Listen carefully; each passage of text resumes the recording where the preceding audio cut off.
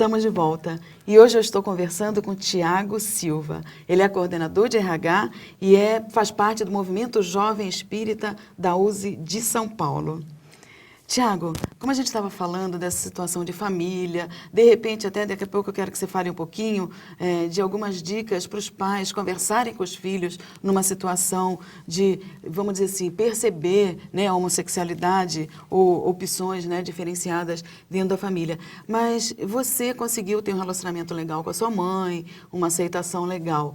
E você, quando você começou a sentir essa sua opção, vamos dizer assim, de comportamento, de sentimento, tudo, como é que você mexeu com você aí dentro? Como é que foi o sentimento, a cabeça, o pensar num futuro, ou não teve nada disso? Tem, e tem muito. Porque, Celina, a sociedade não te dá um exemplo de homossexual bem-sucedido.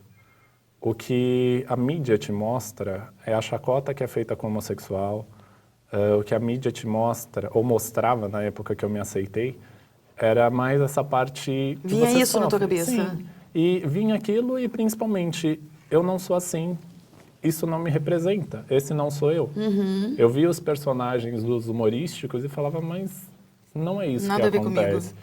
Você não consegue, quando jovem, entender que o amor que você sente é igual ao amor que um heterossexual sente. Sim. Sentimento é sentimento. Sentimento é sentimento. A sociedade, ela não te prepara para isso. Hoje está muito melhor. E a época que eu enfrentei foi melhor do que... nós temos homossexuais com 60, 70 anos.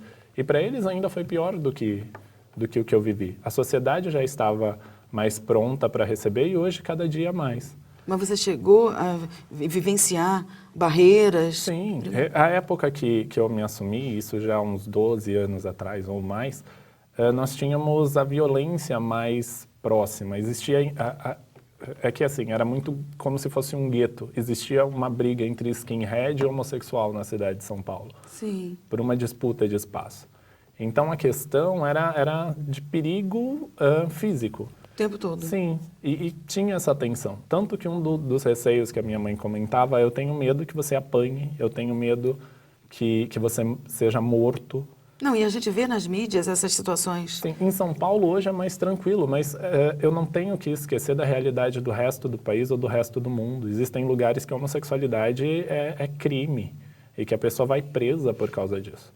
Só que isso é um avanço. O Obama mesmo visitou a terra dele, o Quênia, e tocou nesse assunto. E o presidente colocou como, tá, senta aí, vai cuidar dos Estados Unidos, que aqui é diferente. É evolução.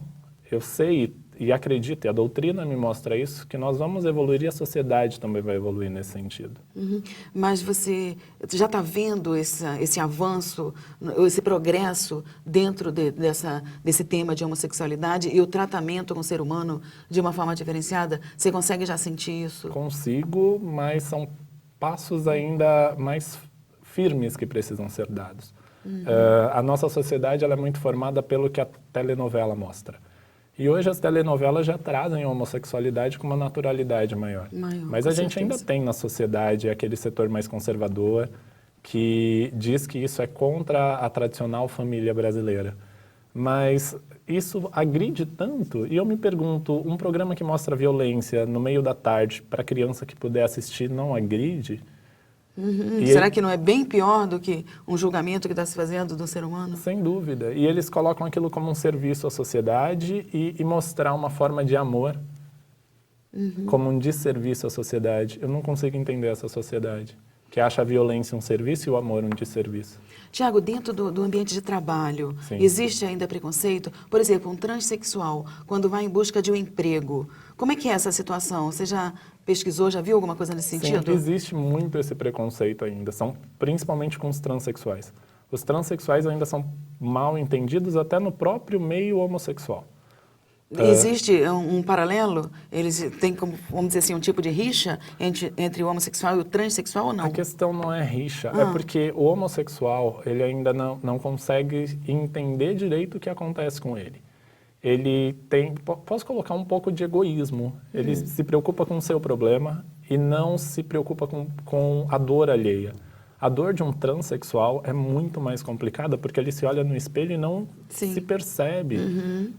Eu posso até dizer que é um espírito masculino vivendo num corpo que é feminino e ele quer adequar aquilo. Existem frentes dentro do espiritismo que comentam que isso não deve ser feito, que a cirurgia não deve ser feita, que a adequação do sexo que ele se sente, com o que ele demonstra, não deve ser feito.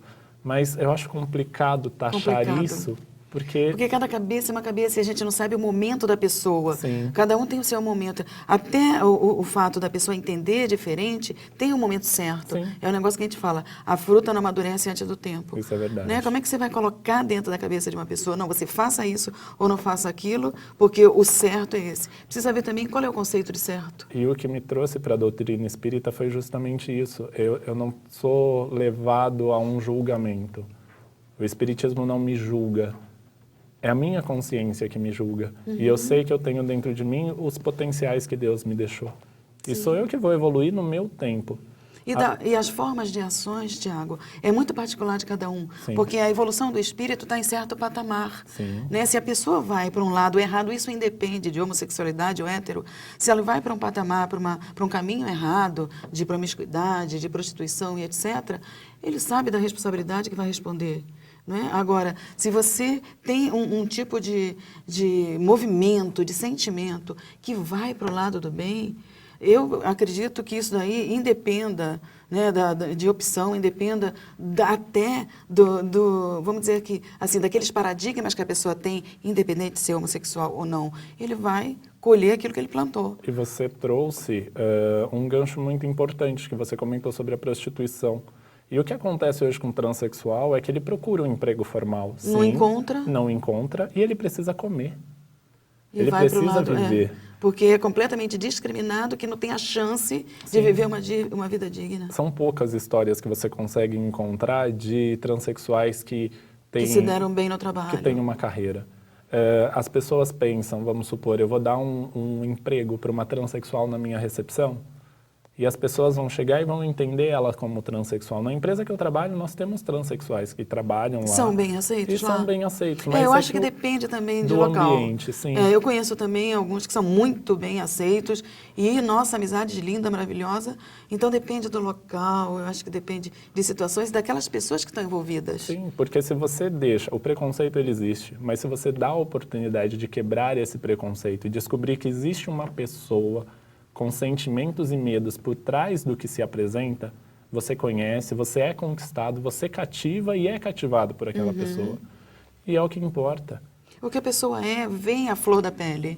Né? Independe da pessoa estar sendo julgada ou não. O que ela é. O que os outros falam não importa. Sim. Nós vamos para mais um rápido intervalo. Já voltamos para o terceiro e último bloco do nosso programa. Não saia daí.